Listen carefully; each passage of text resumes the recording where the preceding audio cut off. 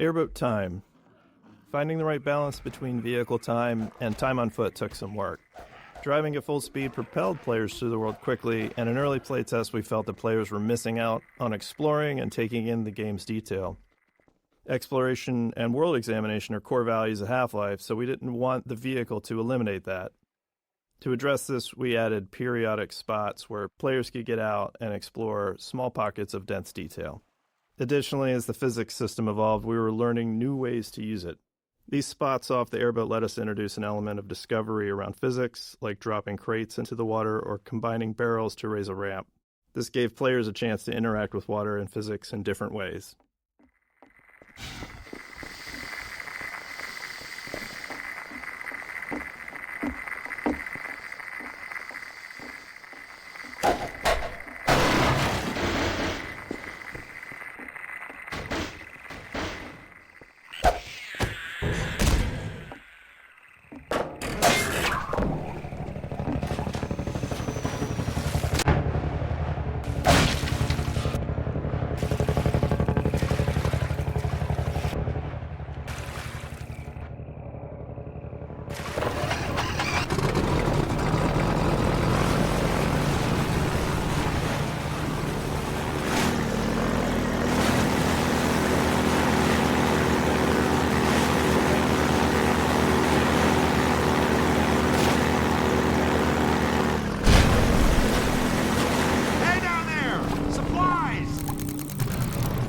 Floating supplies. In the alpha playtest, the canals were sprinkled with floating supply crates that players could smash with the airboat to collect the supplies inside. The mechanics were somewhat gamey, but helped keep the flow of the gameplay going, allowing the player to resupply on the go. To help make the premise more plausible, we wanted to tell the story of how the floating crates ended up so conveniently placed along the player's path. This scene of the citizens dropping supply crates helped sell that fiction, while also making the canals feel more alive. It also made players feel more heroic and important to be helped by so many supporting characters.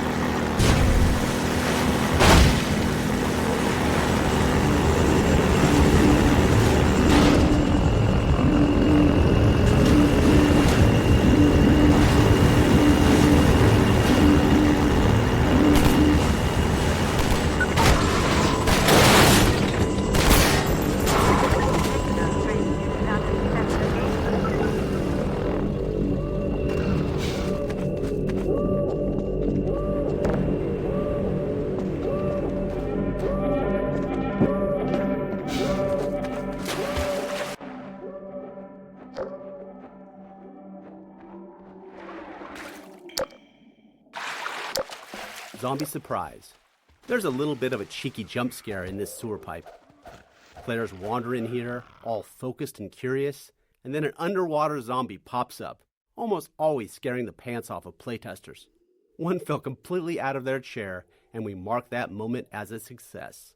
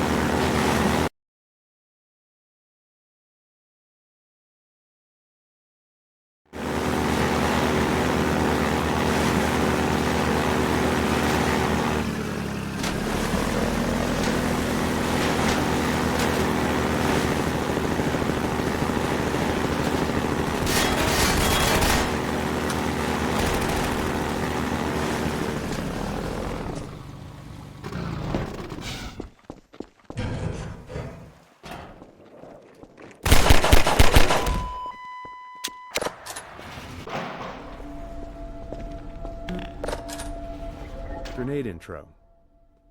We conceived of this Combine base as both a training area and a playground for grenades, introducing them here in infinite supply crates to signal that it's safe for players to use grenades freely without fear of running out. Go wild. The Combine encounter here uses extensive markup to direct the soldier AI towards cover and provide good opportunities for players to make use of grenades. At the end of the area, the same infinite grenade technique helps players resolve the turret placement, as a direct assault is a lot more difficult if you don't. A bright red light and a particle trail were added to the grenades, making it significantly easier for players to follow their trajectory, whether they're throwing them or dodging one from a Combine soldier.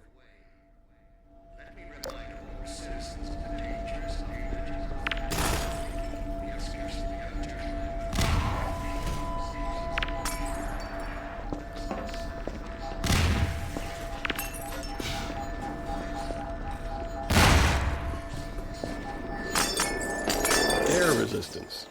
One important feature we had to add to our physics engine for Half-Life 2 was air resistance. At the time, physics engines would typically implement a general damping feature for slowing objects down as they moved, but this merely removes energy in a symmetric way. In order to create more believable motion, we decided to simulate air resistance instead. This allowed us to get asymmetric behavior, where the amount the object was slowed by moving through the air was different depending on how much surface area of the object was facing the direction of movement or rotation. This feature was key to making explosions and objects thrown by the gravity gun look believable. Fast-moving and fast-spinning objects are among the most expensive things to simulate in Half-Life 2's physics engine, so air resistance also improves CPU performance in cases like explosions. It is also key to presenting different materials and masses of objects. More dense objects can push aside air more easily, and this is visible. Having this effect in the simulation helps make the difference in density between cardboard boxes and wooden planks more apparent, and really helps make the objects in Half-Life 2's world much more convincing.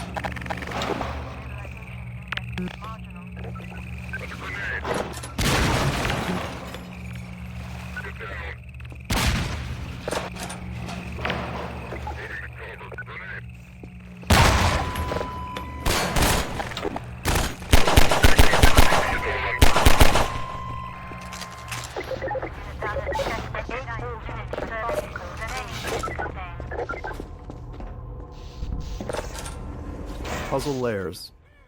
Because players are often totally unaware of the designer's intent, which we think is a good thing, they tend to respond in all kinds of surprising ways to our puzzles. Even seemingly simple puzzles can see countless failures along the way to success. That was the case with this puzzle to open the canal gates, which required many layers of hints and cues. The sparking wheel communicates that this is where someone would normally open the gate, but some other method is needed. A few crows draw the player's eye towards the solution, in this case, a bundle of girders on a pendulum. As grenades have been thoroughly introduced, we originally wanted players to throw one to break the wooden support structure, but that wasn't obvious enough. We added exploding barrels as a much clearer clue.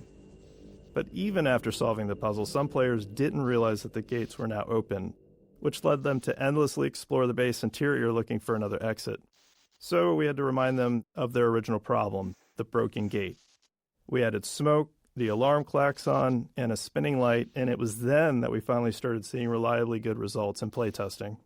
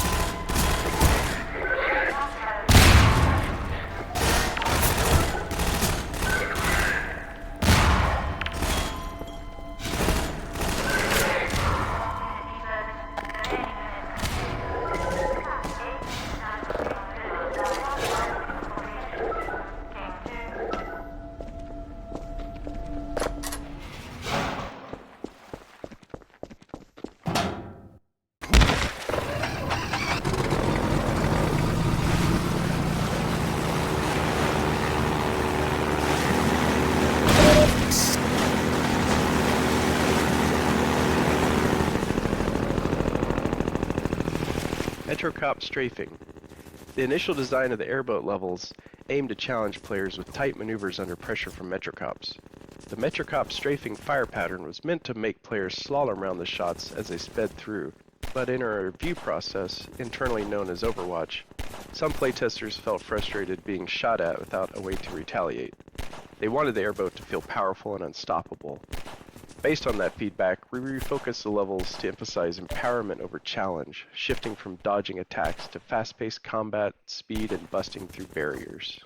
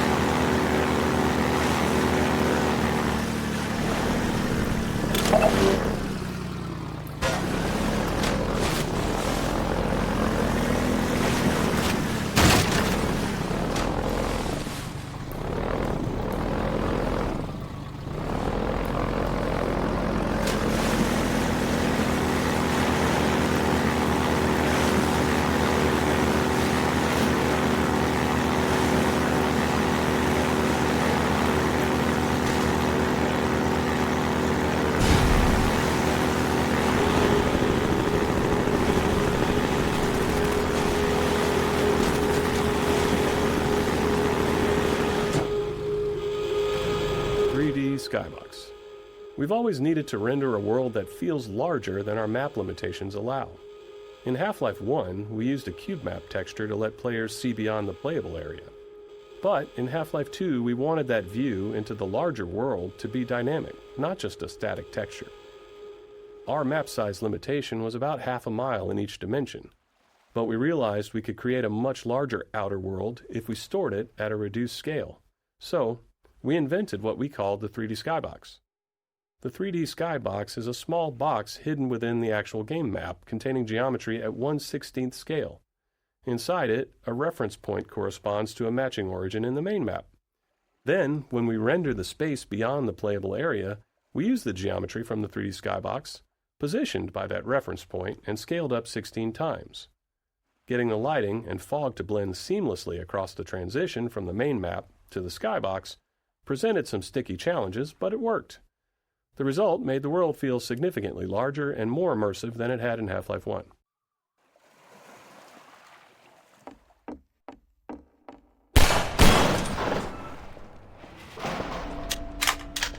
.357 Intro. The Magnum, unlike the basic handgun with its slower rate of fire, is meant to be fired in a more measured, calculated way, dealing catastrophic damage to your target. Earlier versions of the Magnum had a bit of random dispersion, which we felt fit the heft and the less sensitive trigger pull of a larger pistol. However, this led to anticlimactic moments where players would carefully line up a shot only to miss due to the accuracy penalty. To address this, we made the first bullet perfectly accurate, with each subsequent shot becoming less accurate as you blasted away. VMPi. During development, we became increasingly frustrated with our slow gameplay iteration speeds, mainly because map compilation, needed to pre-compute lighting and visibility, was taking hours.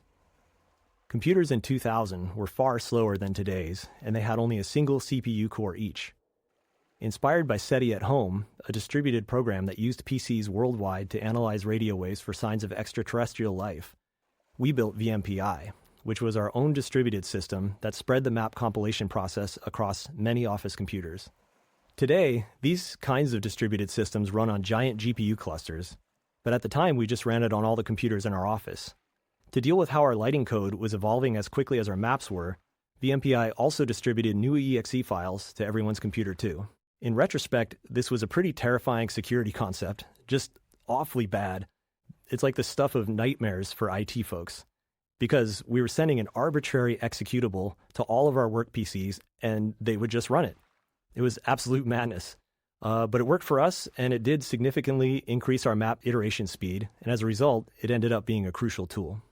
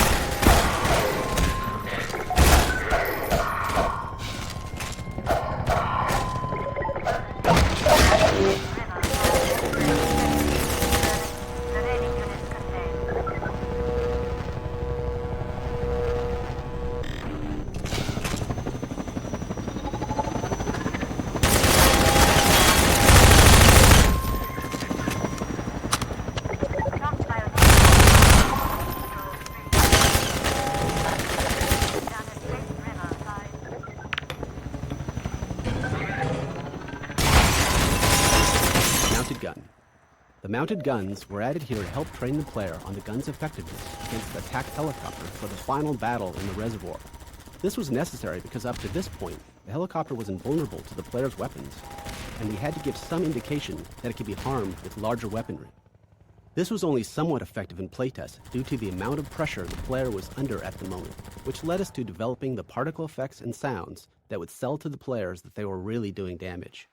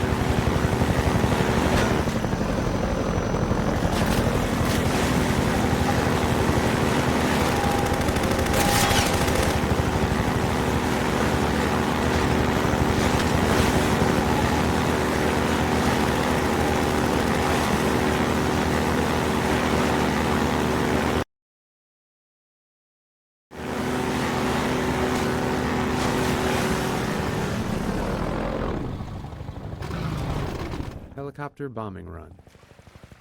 This is another example of us creating movement hazards while driving the airboat. The helicopter attempts to stay in front of the player when dropping bombs, and if the player backtracks, it switches to hovering and turns to attacking the player. In one playtest, a bomb just so happened to drop between the pipe seams, creating a pretty cinematic moment. The playtester had a positive reaction, so the team decided to script it so it happened every time. This process has become part of our organic design process. Every so often, a cool thing randomly happens in a playtest, and we find a way to make it happen more reliably.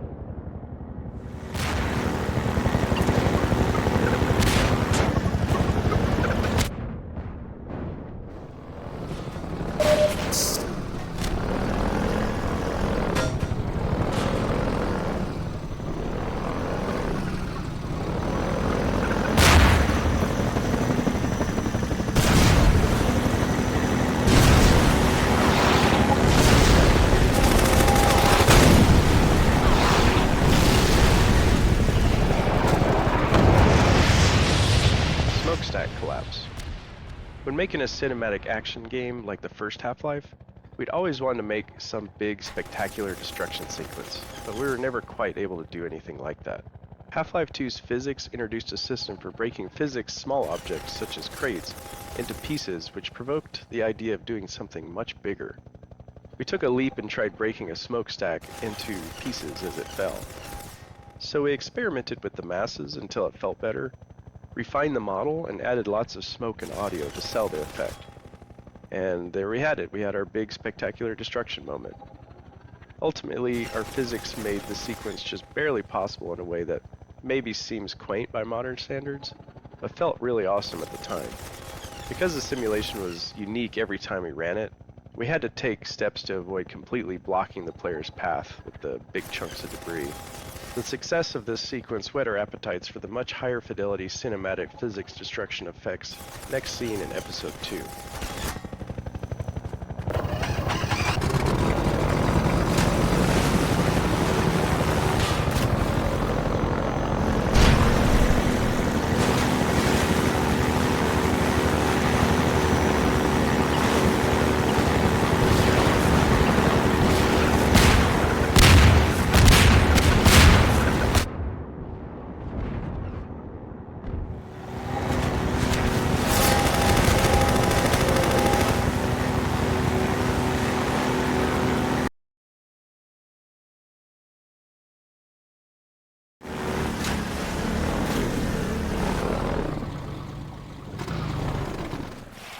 Displacements 1.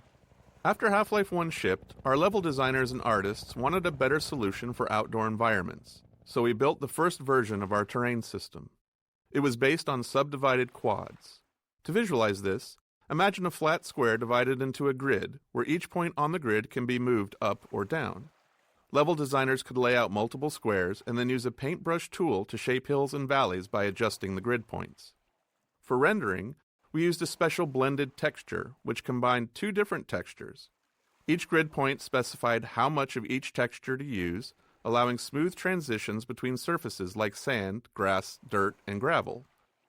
This type of terrain system wasn't unusual in game engines at the time, and we naively thought it would be enough for our game designers. Washing machine puzzle. We created the washing machine physics puzzle late in development, after playtesting indicated that players needed some downtime from the relentless pressure from the helicopter. Pacing contrasts like this can accentuate the high moments by resetting the player's emotional state and warding off exhaustion or even boredom.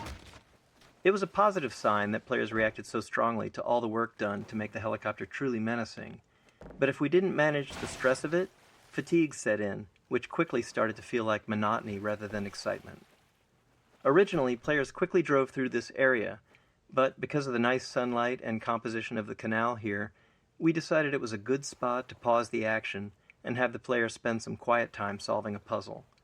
The puzzle itself, which was the first to use masses and pulleys, ended up giving rise to other physics navigation puzzles elsewhere in the game.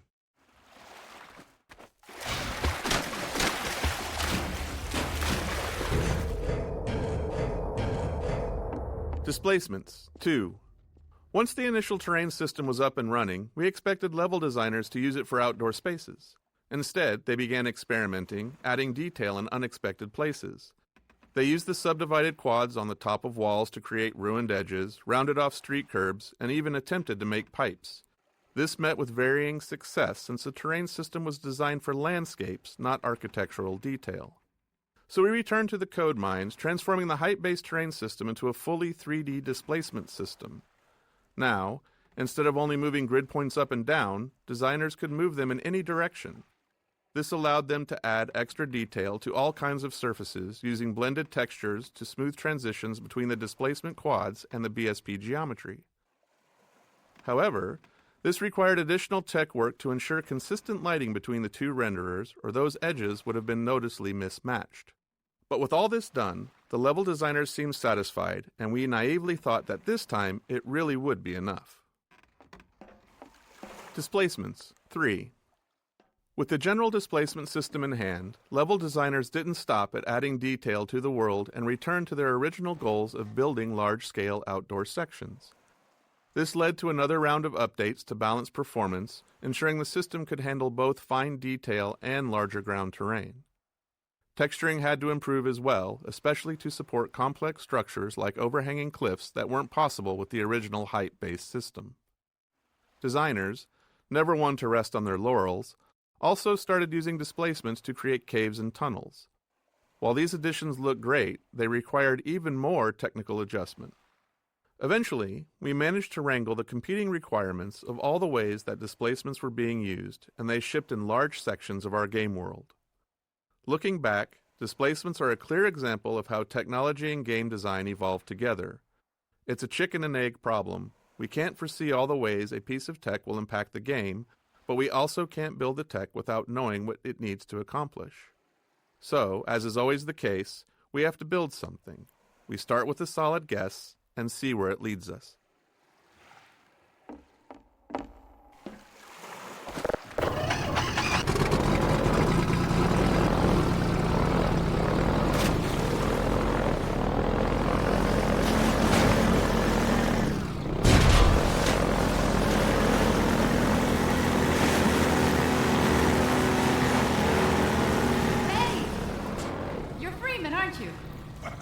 I wouldn't believe it if I couldn't see with my own eyes.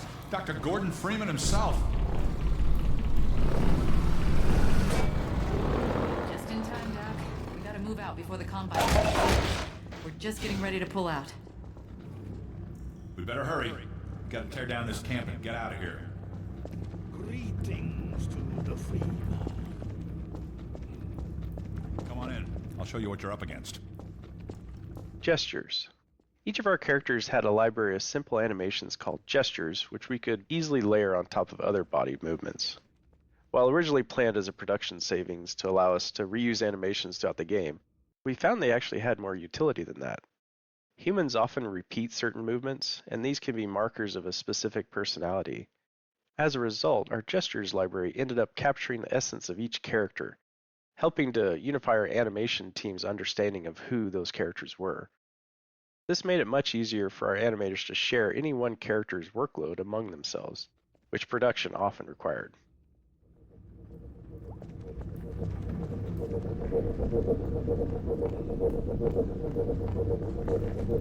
There we are. That gun came off one of the same hunter choppers that you're up against. I always like to bring a little fun. Take that chopper now. You should be able to tear on through to Eli's place. Weapon will suffocate the road ahead. Farewell, Dr. Freeman. Feed up! Give him hell, Doc.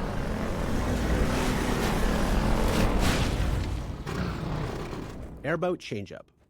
We heard from the playtesters that they wanted more varied gameplay from the airboat. Up until this point of the game, the player had no real way to fight back against the helicopter and other enemies, so it felt right to introduce a new weapon and in turn deliver a pacing change and set the stage for what would come next.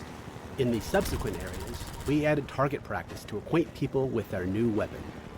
Extra physics force on the airgun projectiles meant targets would get sent flying and make it feel way more powerful than anything in the player's loadout. Even then, when it came to playtesting combat against the helicopter, a lot of testers still thought it was invincible and hadn't noticed our efforts to illustrate that it was taking damage from the combine-mounted guns earlier. To get over this, we did the most obvious thing. You put the helicopter directly outside the tunnel in which you get the gun and make it extremely clear that you can and should shoot it. And it worked.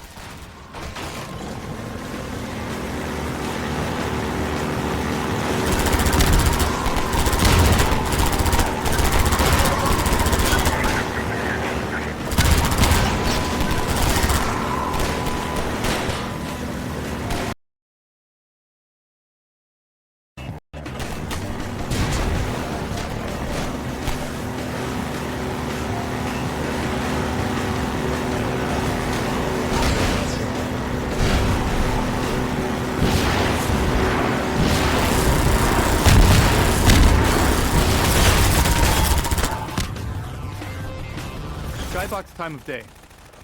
The skybox and fog color changes incrementally during this chapter. This is meant to visually represent the passage of time as the player journeys through the canals and the chapter. Two fog color values in opposite directions help sell the illusion of the oblique angle of the sun. You can see it getting closer to sunset by this point. This culminates in the helicopter combat arena with the sun setting and Ravenholm visible in the skybox.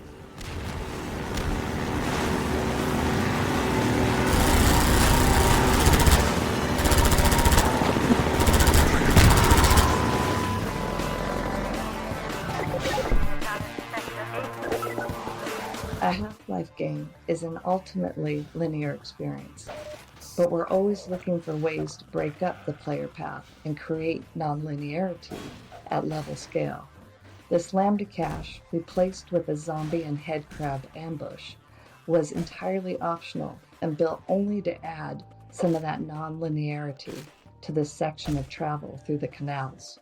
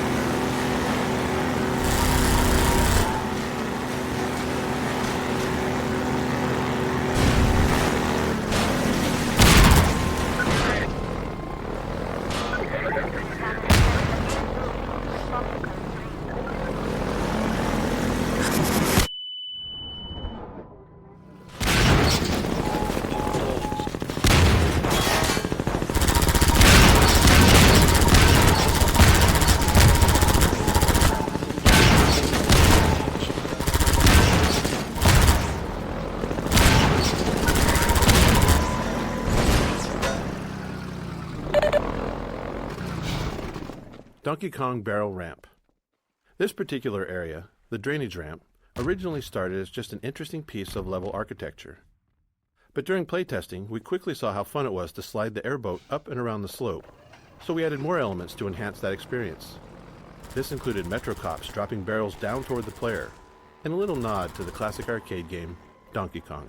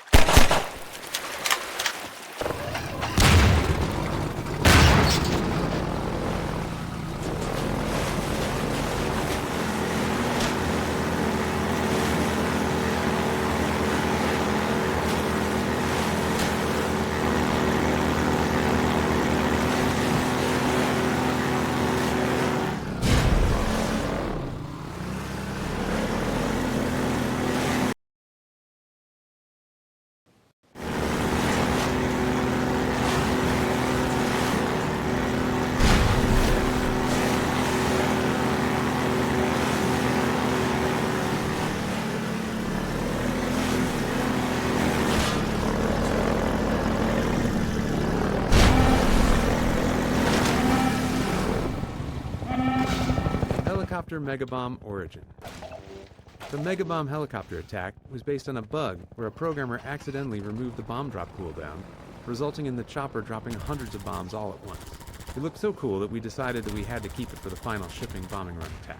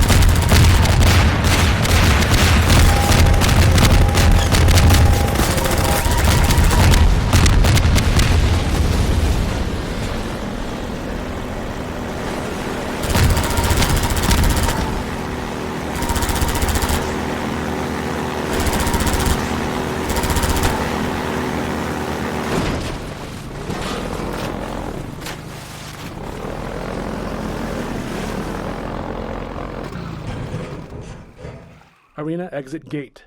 The wheel mechanism to raise the exit gate was added specifically to force the player to defeat the helicopter before they can move forward.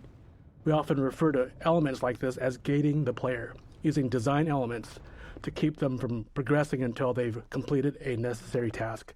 Here, it's quite literally a gate.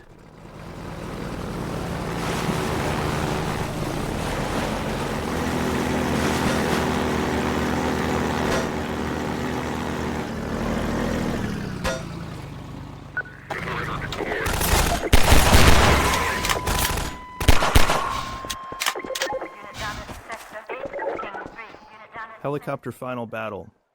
We designed this area as the arena for the final showdown between the player and the Combine attack helicopter. It's the player's chance to finally eliminate the relentless enemy that's been hunting them since fleeing underground after leaving Kleiner's lab. This area went through many iterations to get right. It needed ample space for fast-paced vehicle combat, a smooth movement flow with clear path options, and reliable performance. We also aimed for visual clarity suited to combat, striking but not overly noisy, while ensuring it would serve as a memorable vista once the helicopter is destroyed.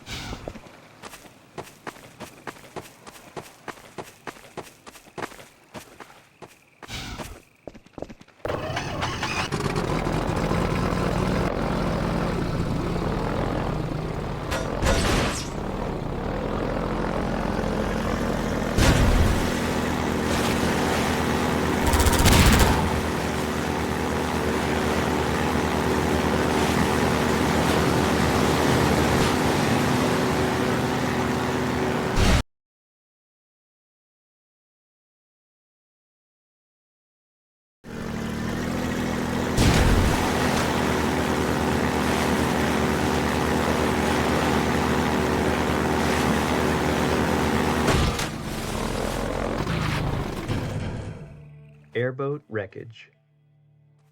Originally, we destroyed the airboat in the jump over the dam, so this level opened with the player amidst the wreckage of their beloved airboat. In a team-wide playtest, people felt disappointed to lose the vehicle they had spent so much time in. There was a lot of internal debate about whether that feeling of loss was a valuable experience or not. Ultimately, we decided to leave the airboat intact, to allow for the possibility of the player reuniting with it someday. Some say that airboat is still out there, waiting for you.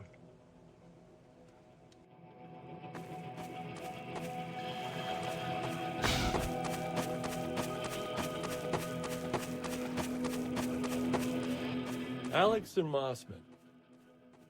In our early plans for Half-Life 2's narrative, we wanted to take on the challenge of doing something less explicitly game-focused. Not just a story about the obviously good player defeating the obviously evil enemies. Instead, we aimed to focus on characters and their relationships. Dr. Freeman? We thought it would be interesting to explore family as the central dynamic unit of Half-Life 2. The tension between Alex and Mossman emerged from that idea, and we liked it because it felt relatable. Something players could understand and empathize with. Oh, Black Mesa. I do so envy you working with Eli and Dr. Kleiner when they are at the top of their field. Ah, there we go. You can come through now. I'll take you down to Eli right away. He would never forgive me if I kept you waiting.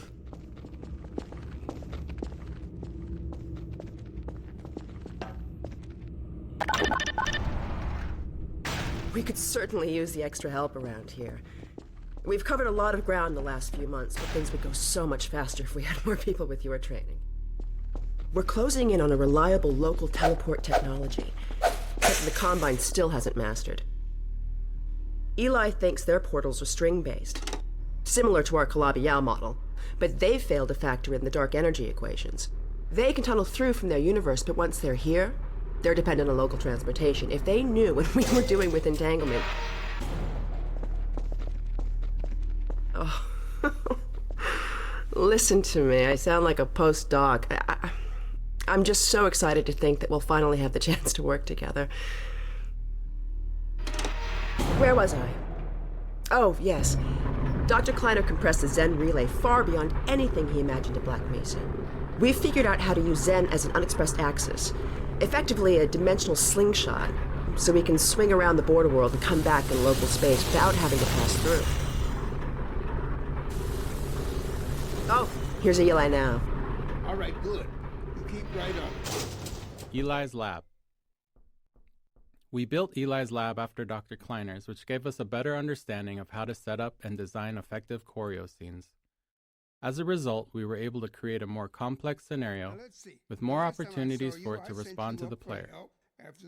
Having multiple characters doing their own thing around the room made staging tricky, and it took a lot of iteration and playtesting to get it to run smoothly. Our experience showed that, generally, players wanted to play along with the scene. They just needed enough subtle clues to know where we wanted them. Similarly, if they got distracted, the scene had to gently pause and wait for them to return. Let me just finish up some work and I'll see what I can dig up. Dr. Freeman, it's been a real honor. I'm looking forward to working together. Hugs and pickups. Sometimes even little things can be a nightmare to get working. For example, getting a character to hug another character, or even more simply, just to pick up an object from a table, can cause a lot of issues. Even worse, in our dynamic environment, where the characters and objects aren't in preset positions, and the players running around getting in the way, these require a level of synchronization that can be quite tricky. They're made harder because humans handle them without thinking. As you're moving to the table to pick up a cup, you're doing all kinds of preparation with your body to get your feet and hands in the right position to be allowed to do it comfortably, everything ready right when you get there. If you're moving in to hug somebody, you're both doing it at the same time, adjusting constantly based on each other's movement. To get these features to work in the game involved a lot of synchronization work, making characters aware of each other and the world, and at the same time, getting them to know more about their future plans. It's tempting to want to break up pick up a cup example into discrete steps. Walk to the table, face cup, pick up a cup, because it's much simpler that way, and it makes the steps nicely reusable. But that's how robots work, not humans. Our characters had to know they were moving to a table with the intention to pick up a cup, so they could work on multiple parts of it simultaneously, making sure their hand grabs the cup right when they get there. With two characters, it's even more of a negotiation. Both need to agree where and when it's going to happen, and everything needs to happen in place in a seamless fashion. While these moments of simple interaction with their characters in the world are often short, they were critical to making them seem like believable people. Feel free to look around. Balancing the player's desire to explore with the narrative goals of the scene was always a challenge. We wanted the room to be full of interesting things to look at, but many players wouldn't explore until they were sure they wouldn't miss any of the character performances. That's why it was important for Eli to tell the player to look around midway through the scene. It signaled that it was safe to explore. From there, we could trigger a variety of custom mini-scenes based on what caught the player's interest. We want to put this dense chunk of visual story here because it's the place the game is most explicit at telling players to explore space. Even though its primary job is world building, we still take strides to highlight the relationship between Eli and Breen, giving context to the world's central conflict. Let me do the calculations next time, as well as installing it. Alex, really? Sometimes I think you deliberately misunderstand me. Alex, why don't you take Gordon We want to put this... practice with the graph? Feel free to look. Sure. Hugs and pick. Come on, Gordon. Let's go have some fun. Eli's lab. Energy field manipulator is not a toy, Alex. Ugh, let's get out of here.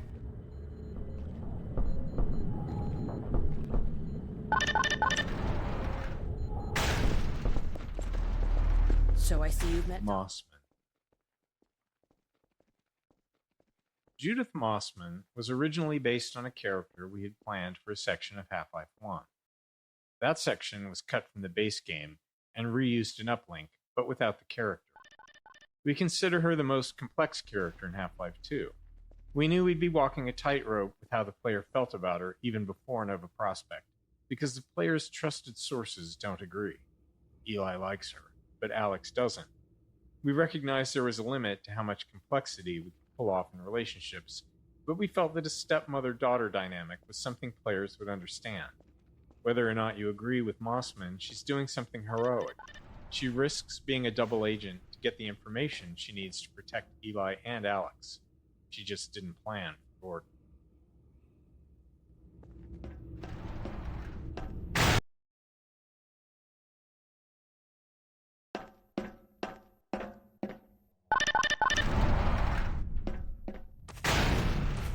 Character lighting. In the first year of development, we were struggling to get our characters to feel as realistic as we wanted them to. There were actually quite a number of different problems, all of which eventually required specific technological and artistic improvements to fix. The first major problem was lighting. At the time, lighting technology in games had many shortcuts, some due to performance, but many due to misunderstandings of how it all works.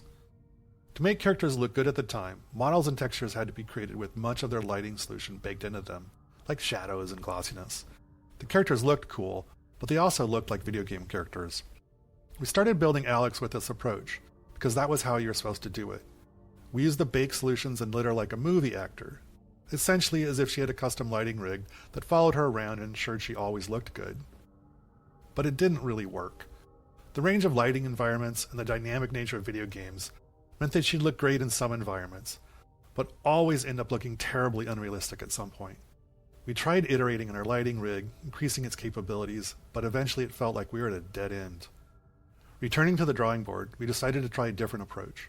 We built her and the lighting and the textures from the ground up, throwing everything away, focusing on not on what we wanted her to look like in our ideal lighting, but on how things were supposed to work in the real world. It might seem obvious, but it wasn't how it was done, at least not in video games. When looked at outside the game's renderer, these models and textures actually looked worse than the previous versions, but we managed to methodically pull out all the shortcuts and misconceptions about how light and texture and graphics cards worked and put it all back together. After all that was done, when we were finally able to look at Alex in-game with her new models and textures in a dynamic environment that kept her visually consistent at all times, well, she looked great. Totally seamless and part of the Half-Life 2 world. Facial technology. We wanted players to care about our characters, and to even have a chance at achieving that, we knew we had to invest a lot of technology for our characters' faces. It's well understood that humans are wired to pay attention to faces, subconsciously reading all kinds of information from them, so it's an extremely high bar, and if we couldn't reach it, we'd probably push players away from our characters, not towards them as we hoped. We started out doing a lot of research. It was not heartening. The best examples we could find weren't anywhere near close to being able to be run in real time, while the best real-time ones weren't close to the quality we wanted. We wanted to look as good as an animated movie, but they often took hours to render frames and were totally linear, authored by up to 100 animators, whereas ours had to be dynamic. A character might be trying to speak dialogue or a facial move derived from a player's actions and created by just a handful of artists. These requirements eventually led us to Dr. Paul Ekman's facial acting coding system, a system for taxonomizing human facial movements done back in the 1970s. It gave us a vocabulary for describing facial movements throughout our tools and code, and a target to aim for when designing our characters' faces. With it as a framework, we started a many-year process of iterating on how we built faces and heads of our characters. Where others had tried taking bits of Ekman's work, we wanted to try to use it all. That meant a lot of time spent figuring out how to do each piece within the tight performance constraints we had. But we also spent a lot of time just looking at people and faces, trying to find the extra features that would add the most value, like skin elasticity, teeth shadowing. In the end, while we weren't able to do everything we wanted, we did manage to get the pieces we thought were the most important to a convincing facial performance level on our characters. Eye shader. Another critical part of getting character faces to be convincing was in the eyes. Humans are great at reading eyes. There's a part of your brain dedicated to it, down to knowing where somebody is looking based on the reflections on the eyeballs. But there are all kinds of subtleties that matter. Eyes aren't actually spheres. Eyelids get distorted by the cornea moving around underneath. Eye movement can increase the odds of blinking. Eyes don't actually line up directly behind the pupil. They're shifted slightly. All these little details might feel small or unnoticeable, but the absence hurts the believability of the character. We worked on eyes for a long time, iterating our eyeball model and feature set little by little. Some things required external interfaces, like what things in the environment were interesting to look at. where others were automatic, at a subconscious level in the AI, like blinking, an obvious requirement, but one that's subtly confusing if it's wrong. Eye reflections had a particularly large impact. They're ultimately a tiny amount of real estate on the screen, but the difference they made was enormous. We knew we were finally done when we reached the point where, with our eye shader off, a character looked like a doll, human-like, but unconvincing in some way that was hard to describe. But when we turned it on, suddenly it felt like a human was looking at us. All right. Moving the gravity gun. When the gravity gun was first prototyped, we planned to give it to the player midway through the game.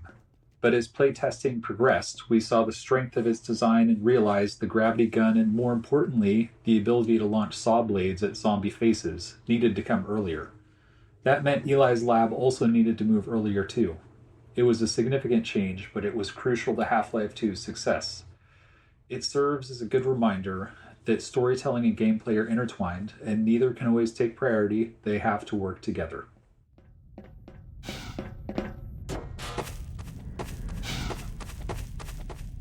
Now let me call Dog. He loves to play fetch. Dog! Come!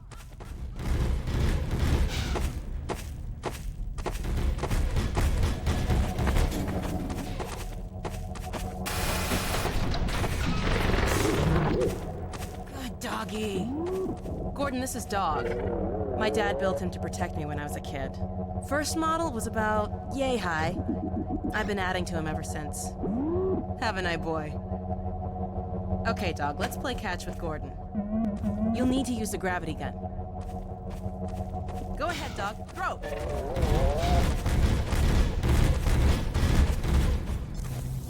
Risk. Looking back on Half-Life 2 now, 20 years later, it's sobering to reflect on how terrifying it was throughout much of the development. Game development is hard. You never really get what you'd like to have, which is be able to validate risk before you start to pile more on top of it. For example, our facial animation technology, it took probably 3 or 4 years of work before we were confident it was actually going to work, but we couldn't wait until then. In that first year, we immediately started making all kinds of other choices in our game design, our asset production, and our other technologies, all based on the assumption that our facial animation technology was going to work in the end, from a quality and performance standpoint. If it hadn't, many of those other choices wouldn't have worked either. At the same risk profile is true of other large choices we made early on. We can't wait. We just have to build and hope that our guesses will be true years from now. Terrifying. Go ahead, Dog. Throw! Risk. Good catch! Throw another, Dog.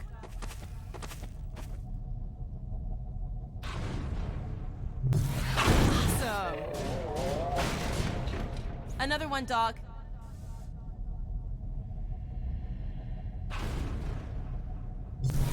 Excellent. Dog, go get your ball!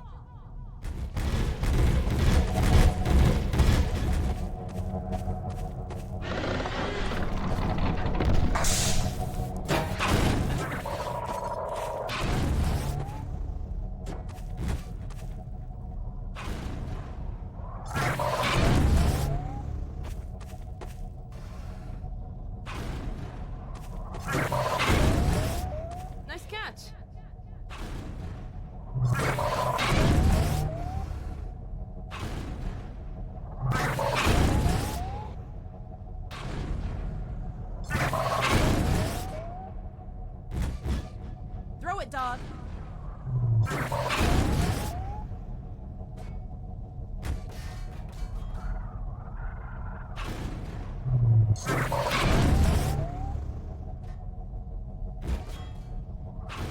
Good throw.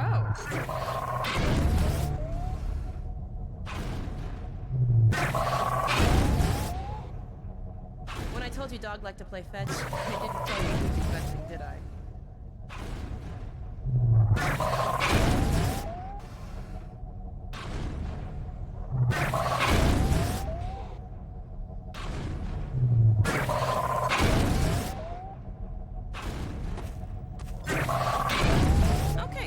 try something else. Dog, throw something bigger.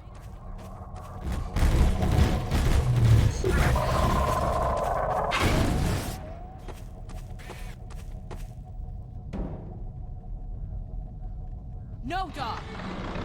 No, no, boy. Down. Put that down. What is it, dog? Oh my god, what was that? Scanners! Oh, the combine sweeping the area! Gotta head back to the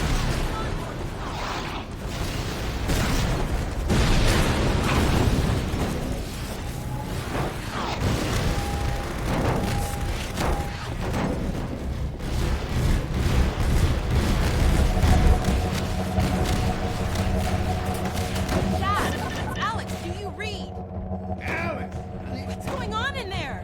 Where are you, Alex? We're in the scrapyard airlock, stuck in a full auto cycle. Is Gordon still with you? He's right here. Good. Dad? Take Gordon out of here. Head for the coast. Do not go through Raven. Dad? Dad! Damn it! Dog, open the airlock. Get us out of here. Hurry, now! Tear it apart if you have to. Just get it open! That's enough, dog. Come on, Gordon. Come on!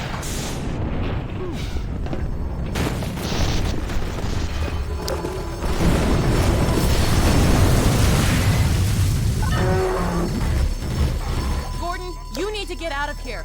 I can't leave my father. Dog, take Gordon to the Ravenholm tunnel, then circle around and try to meet up with me. Hurry!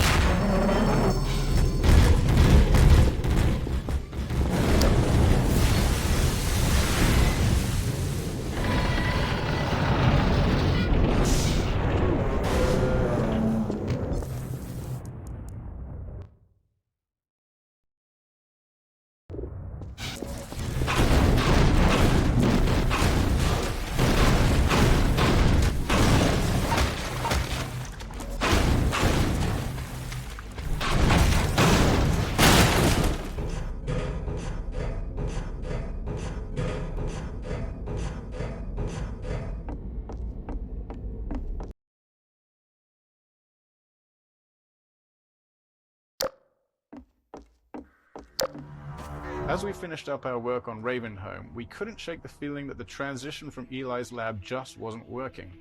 It was far too abrupt. Eli's lab connected directly to the streets of the town where you'll be shortly, and the section you're standing in didn't exist. We had just made this promise at the end of Eli's lab: we don't go there anymore, and we liked the overall build-up we'd created.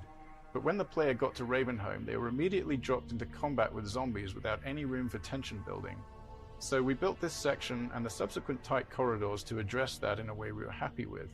We slowed the pacing, focused on art and lighting, and got you ready to experience why we don't go to Ravenholm anymore. Ravenholm Gameplay Focus. After watching many playtests of Ravenholm, we knew the core gameplay of the level revolved around the gravity gun and physics. Once equipped with that knowledge, we felt we could appropriately build the transition into Ravenholm and help the player learn and understand a bit about what the upcoming experience would be. This happens often. We build the level track, figure out what's working, and then design its prologue. We built the following set of rooms with that table setting in mind. The brutality of the tools we provide the player seemed to aid in setting the mood we were striving for, helping to shift the tone from the safety of Eli's lab to something darker and more frightening. Bringing physics to the enemies. The physics traps in Ravenholm were some of the first gameplay elements in the level that we were really happy with, but they lacked player agency. It was the saw blades that helped us figure out what Ravenholm was truly about. With saw blades, the player was able to bring physics to the zombies instead of leading zombies into the physics. Once we had that understanding, Ravenholm evolved rapidly. We kept combing through the map, looking for anything, especially anything unusual, that could be turned into a tool or weapon for the player. Player tools. By this point in the game, players have a lot of experience with Half-Life 2's physics, but they've just received the gravity gun, which provides a whole new way to interact with the physics objects in the game. We iterated on a variety of the physics objects that the player could play with, things like saw blades, the catapults, explosive canisters, traps, spears, and so on. and honed in on the ones that worked well with the physics gun and cut the ones that didn't. Then we went about stripping the levels of ammunition items so that the player had to rely on these objects to survive. Contrived setups. There's a pretty obvious contrivance in a bunch of the gravity gun and physics object training. The player pulls a saw blade out of the wall with the gravity gun, and right on cue, a zombie stumbles around the corner, just begging to have a saw blade launched at it. Then the player crawls under a spinning blade trap to turn it off, and suddenly 3 zombies appear, taunting the player to switch the trap back on. We didn't have much time to iterate on this section, so we needed setups that worked for all players, not more open-ended ones that relied on them making the right move. While this kind of design has the potential to reduce players' creativity, in this case, we found that they didn't seem to mind that we forced their hand a little bit.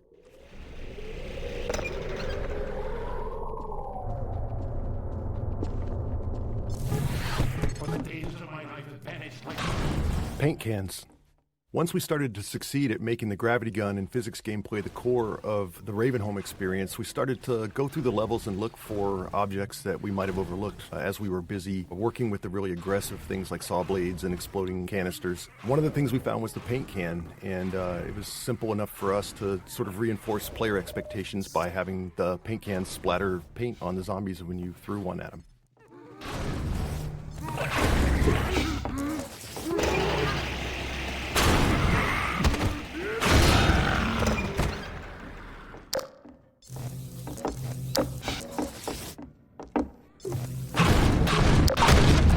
Ravenholm's development. We began developing Ravenholm early in the production of Half-Life 2, so it went through more than one full development pass. The first version predated the gravity gun, with gameplay focused on traditional zombie combat using guns and some of the physics traps. We even planned to showcase Ravenholm at E3 in 2002, but the game was ultimately unveiled a year later in 2003. By that point, we had invested heavily in Ravenholm's art, something which we generally avoid until the gameplay is fully proven. So once we went back to Ravenholm with the gravity gun mechanic in mind, we were working with a lot of pre-existing level geometry that had been designed with a very different gameplay goal in mind. Misteaching flinches. Another memorable playtest and example of the danger of misteaching players occurred in Ravenholm. One of our design principles is for the game to respond to the player as much as possible. So when designing the gravity gun, it seemed obvious that if the player pointed it at a zombie and pulled the trigger, something should happen. It was simple enough to make it zap the zombie for a tiny amount of damage, causing the zombie to play its flinch animation, which felt good and responsive. Later, we watched a playtest where the tester discovered this interaction immediately upon arriving in Ravenholm, and interpreted it as a feedback that the gravity gun was hurting the zombie. Which it was, just not very much. So they zapped the zombie again, repeatedly, shocking it over and over until it died. This is a slow, unfun, inhumane way to fight zombies, especially where you're surrounded by saw blades and explosive canisters. Having learned our lesson, we removed that flinch animation, even though it meant losing that interaction between the zombie and the gravity gun. In this case, it was better to not have the simple interaction rather than give the false impression that the gravity gun was an effective way to fight zombies. Even simple principles can require trade-offs when you get into the details. Grigori Plaza. This open plaza is one of the areas that was fully detailed in our first development pass. When we returned to it, we wanted to preserve as much of the existing art as possible while designing a new player path that used all 3 dimensions, moving players up and down, through windows, across rooftops, and between buildings. It wasn't a large space, so we had to squeeze as much track out of it as possible, and since that started as an art-focused area, it was light on gameplay and we needed to address that playtesters tended to fly right through it. And to top that off, it was already pushing our rendering performance budget with little room left for anything new. The challenge became finding small additions to slow the player down by adding threats around corners and into every nook and cranny of the level.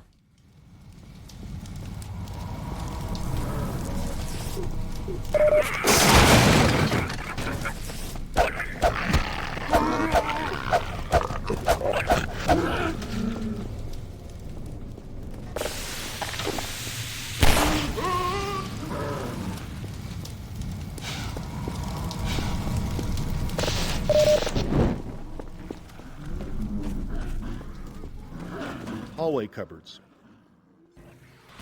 These junk-filled hallways were a simple solution to our need to slow the player down. With the constraint of preserving as much of the existing geometry as possible, combined with slow-moving zombies as the main enemy, it was tricky to stop players from just sprinting through here. Luckily, having Grigori as the crazed inhabitant of Ravenholm made these setups easy to justify. It makes good sense that he'd clog the stairwell to keep himself safe on the rooftops. In the end, Grigori's solution and ours were one and the same. Just throw a bunch of furniture in the way, because if it stops zombies, it'll probably slow the player down too.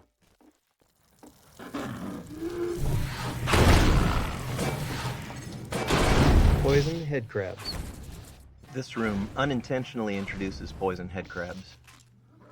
We'd spent a lot of time crafting their proper introduction later in the level, but once we saw how well they were playtesting, our excitement got the better of us, and before too long we'd scattered them throughout the level. By the time we realized they'd appeared before their intro, it was really too late to rework it.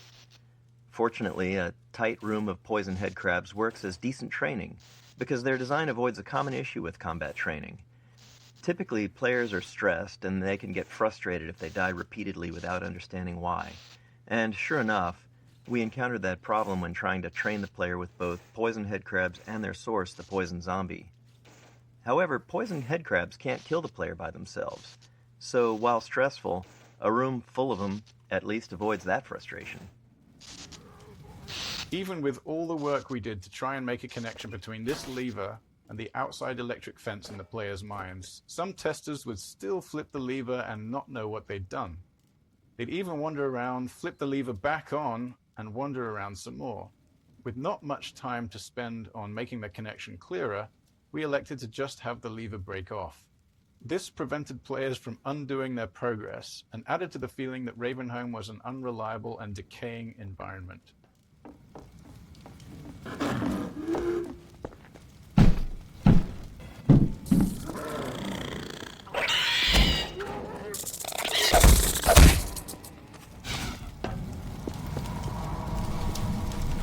We all went to Ravenholm.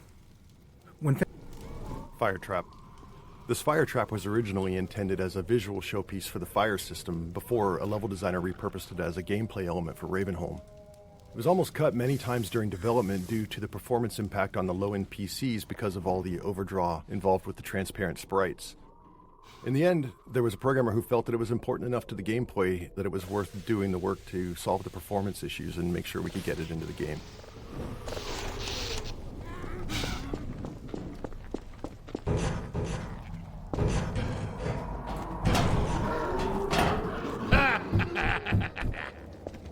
We all went to Ravenholm. When fans talk to us about Half-Life 2, Ravenholm is often the most remembered section.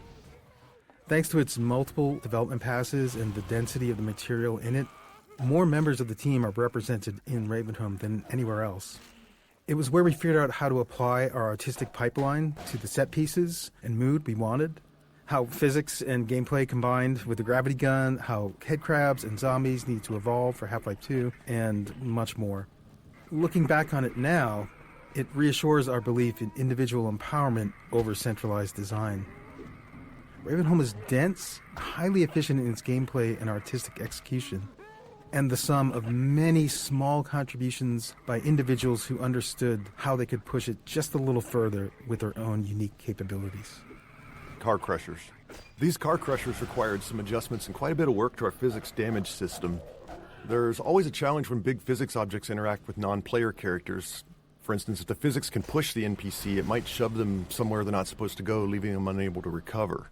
This isn't a big issue for something like a head crab, which can just hop out of a tricky situation, but for something like a zombie, it could mean they get stuck and end up helpless, flailing away in whatever gap they manage to wedge themselves into, which kind of kills the survival horror mood we're going for here. Car crusher lifts. Getting the car crushers to lift the player was also tricky. See, the player is always being simulated by both the physics system and the game's movement system. Each time we update the player's state, we compare the results from both systems and decide which one is right, then sync them up and repeat. This allows the two systems to influence each other. Like when the player stands on a seesaw, the physics lets the board give way, or when they stand on the car crusher, it lifts them up. While more complex, this dual system approach was easier to tune than trying to handle both physics and player movement in a single system. By keeping them separate, we could fine-tune the player movement system to feel good on its own, only reconciling the two when physics was affecting the player.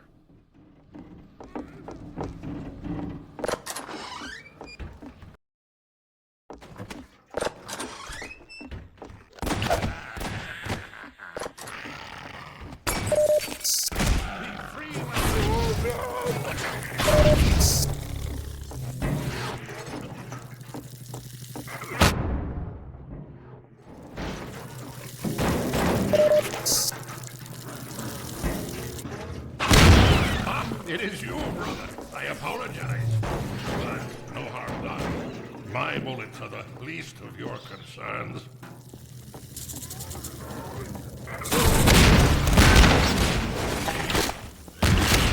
Pacing switch. Now that the player's through the training section, we can start shifting the pacing from moody, claustrophobic spaces to more combat-focused action arenas.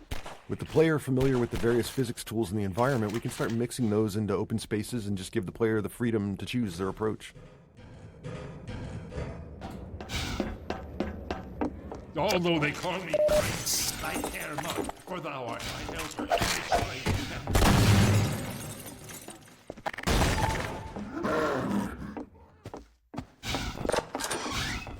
Tables and bodies. Towards the end of Ravenholm's production, with all the major pieces in place, we went through and tried to fill out every bit of empty space with something interesting. In doing so, we had to be careful to use what we already had and not create anything new, as we couldn't risk introducing more bugs.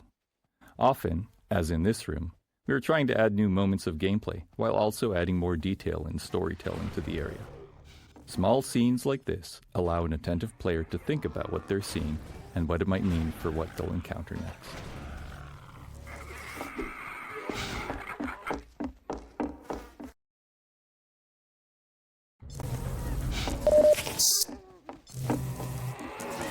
Fast Zombie Introduction. This space was another area originally built for E3 2003, where it showcased the player fighting against a squad of Combine soldiers. When we returned to use it to introduce the Fast Zombie, we tried to keep as much of the previous work as possible. We wanted an iconic moonlit shot with zombies leaping past the moon like werewolves to draw the player's eye. Once that beat is over, we introduce the first Fast Zombie to the player space and send it at them. It took a lot of iteration to find the right balance of lighting for the scene to look good, while ensuring it also worked for the gameplay goals. Physics object consistency. All physics objects have a variety of parameters that define their behavior: their mass, the amount of damage they take before breaking, what they break into, and so on. During development, these parameters were specified by level designers for each item, which is how most things in the game worked. But later in development, we realized we'd created a problem for ourselves. There were thousands of physics objects in the game, and no method to ensure consistency across them. As a result, a cardboard box might break apart with a single pistol shot in one level, and be completely invulnerable in another. Internally, we generally referred to these inconsistencies as level designer crimes. To fix these, and to deliver some justice, we built a system that enforced consistency on all physics objects based on their visual model.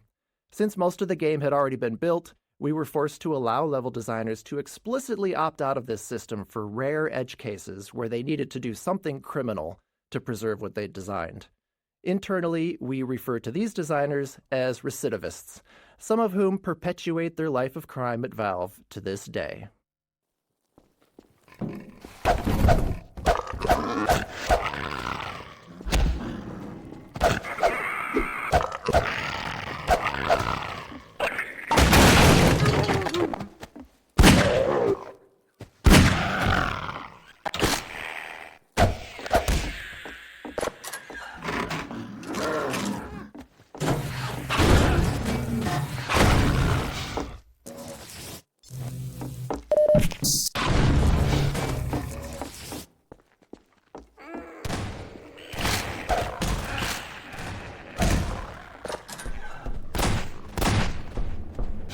Here, brother! Come closer. You've stirred up hell. A man after my own heart. Here, I have a more suitable gun for you. You'll need it. Catch! Good. Now, keep it close. My advice to you is aim for the head. Hush. They come. There is no rest in Ravenholm. Move on and I'm reaching the judge.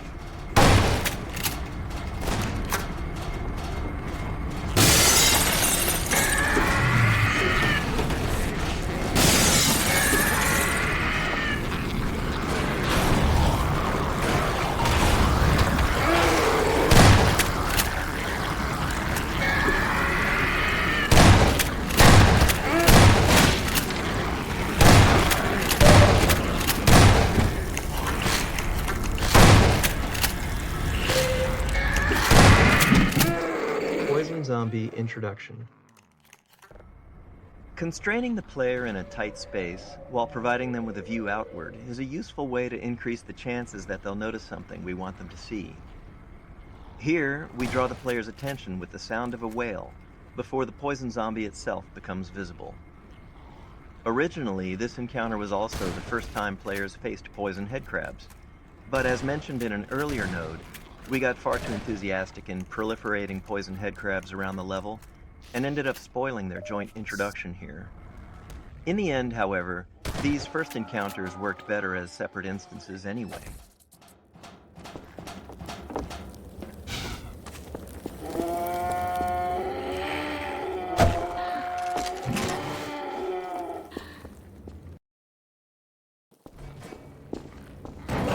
Gamma correction. Our game engine has a rendering system that's responsible for taking the entire state of the game and calculating a color value for every pixel on your screen to represent that state. But code and software from other people are involved in the process of calculating those pixels as well. As an example, the software and hardware in your GPU and monitor. At one point during development, we were unhappy with how our characters looked. In particular, we thought that they looked waxy or sickly. Their skin was wrong. We spent some time tuning our lighting, but we just couldn't get both our characters and our world to look right. Luckily, we still had a fully featured software renderer, which allowed us to run the game without a GPU, because this was an era where many players still didn't have one. And looking at the game on that renderer, we noticed that our lighting didn't have the same problem. So we went through our code with a fine-tooth comb, trying to figure out where our rendering code was doing something wrong when it was working with a GPU. After failing to do so, we tried talking to the GPU manufacturers, asking them to double-check they weren't doing anything wrong with the pixel values we were passing them. That was the start of a long journey, and long story short, it was a journey of almost 2 years of back-and-forth communication with GPU manufacturers before we were able to convince them that they were doing gamma correction incorrectly in the low-level map on their cards. During this, we'd even had to build a system that validated the color values of an individual pixel throughout the entirety of our rendering pipeline. But eventually, at the end, we finally got new drivers back for them, and our characters immediately looked like they should, matching the software render. At this point in Ravenholm, the player has learned all the gameplay elements available to them and can predict their interactions. This allows us to build more complex setups, providing a greater level of threat and more freedom in how the player can approach each scenario. This arena is a deliberately entwined space that the player will need to explore, and we use that exploration time to slowly ramp up combat intensity. The faster the player explores, the faster we ramp it up. The freeform nature of this design made it challenging to tune, given the large dynamic range in how players played through it. Playtester archetypes. Iteration and regular playtest were the lifeblood of Half-Life 2's production. Every week, we'd quietly watch over the shoulder of a player going through the section we were working on, taking notes on what worked and what didn't. It was important for us to test with a wide range of skill levels, to be sure that we weren't making decisions that only worked for some. Over time, we learned to choose specific types of playtesters based on the development stage we were at. Early on, we used experienced gamers, usually teammates, who could handle rough, unfinished areas and were good at explaining their thought process. For combat testing, we find players of all skill levels, especially those creative in their usage with the tools. Finally, as sections became more polished, we'd focused on beginners, people who didn't play games much or weren't familiar with first-person shooters. Even if they weren't necessarily someone who might buy the game, we often learned something valuable from watching them.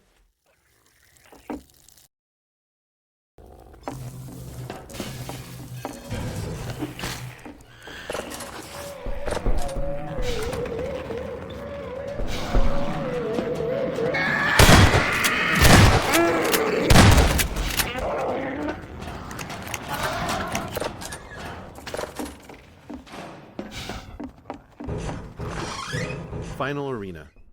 When we finished the first pass over Ravenholm, this rooftop was intended to be the culminating fight. Like other spaces in Ravenholm, it had begun life as a space purely focused on being an interesting visual location. We felt it was important that, as the player left Ravenholm, they had a moment to look back over the town they had just survived and get a glimpse of where they were headed next. Multiple gameplay groups took a shot at building a fight here, but the tight geometry and performance constraints meant we never really created a finale we were happy with. Not unlike the Half-Life saga itself, it seemed as if Ravenholm was destined to not have a real ending.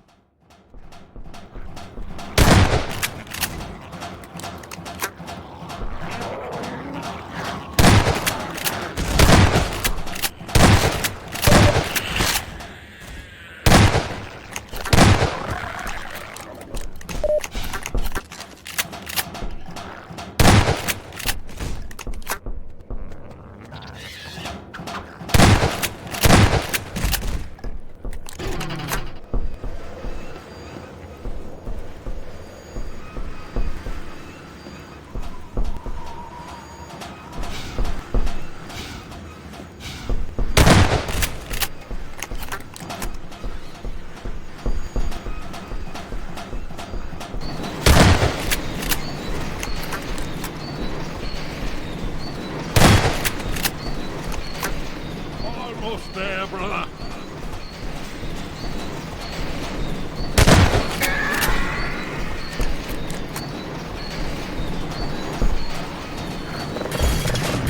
No! Step into the cart!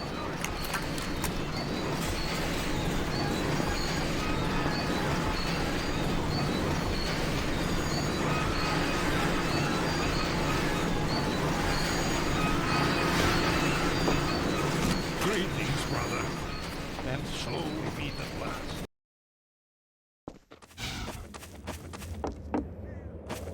Response rules. We knew early on that we wanted a lot of dynamic dialogue in-game, so we needed a system to handle it effectively. We aimed for a system that allowed sound designers to add and tweak lines without involving programmers, made the dialogue tightly responsive to the game's state, and minimized repetition. With these requirements, we created the response rules system. Whenever a character speaks outside of a choreographed scene, this system determines which line to deliver. Rather than picking up lines directly, character AI is constantly flagging opportunities for speech whenever a relevant event happens. Spotting the player, getting hurt, firing a last round in a gun, encountering overwhelming enemies, and so on.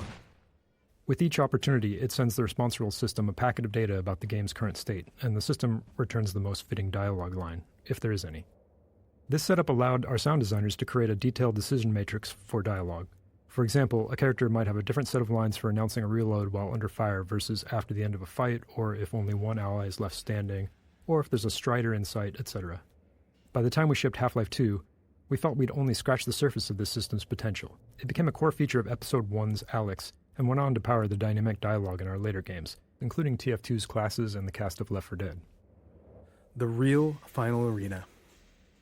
Very late in the development of Half-Life 2, when we were reviewing the entire game for final improvement opportunities, we decided we did, in fact, want a real finale for Ravenholm. The rooftop fight wasn't enough. After some discussion, we chose to add this final fight through the graveyard with Grigori alongside the player. It was risky, development-wise, but we felt the game needed it. Since we were near the end of production, we had a mature set of gameplay tools to work with, but even more importantly, by this point, we understood our own game. Making a game is often a process of learning what it is you're actually creating. Why is our game fun? How is it different?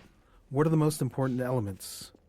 As we built the game and watched playtesters go through it, we learned answers to those questions and, in turn, got better at making it. So the graveyard came together quickly and required far less iteration than many earlier areas of the game.